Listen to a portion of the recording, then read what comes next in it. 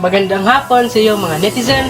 Ako si Zach Timothy Tua, nagpapatrol dito sa Toril, Davao City. Ngayon, nandito tayo sa isang lugar sa Toril, Davao City na tinawag na Union Compound.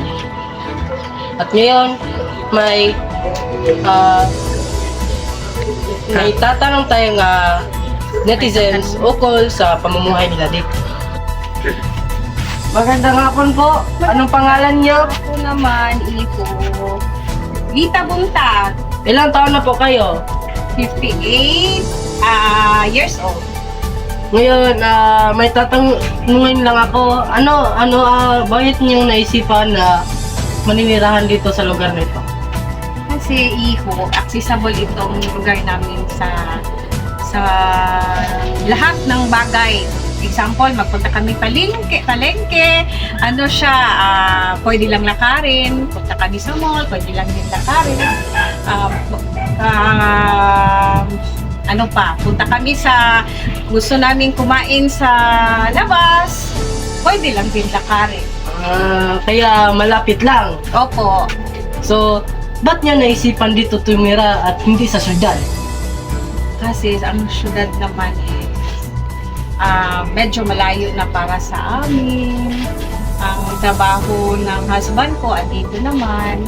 Tapos nag-school yung mga apo ko dito din. Tapos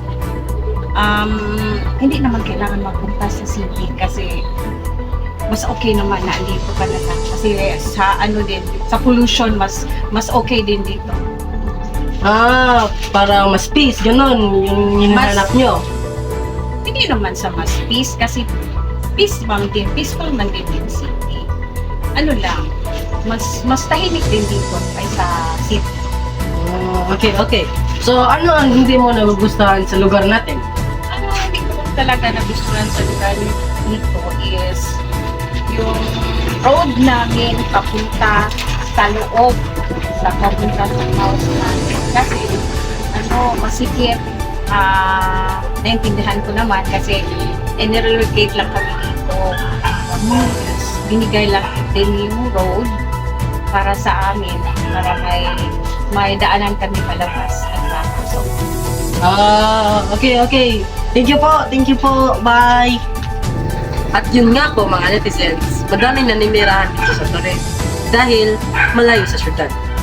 At sabi nila, life is here in Toril. Hanggang sa muli, ito si Zach Timothy Mantua, magpapatrol. Bye!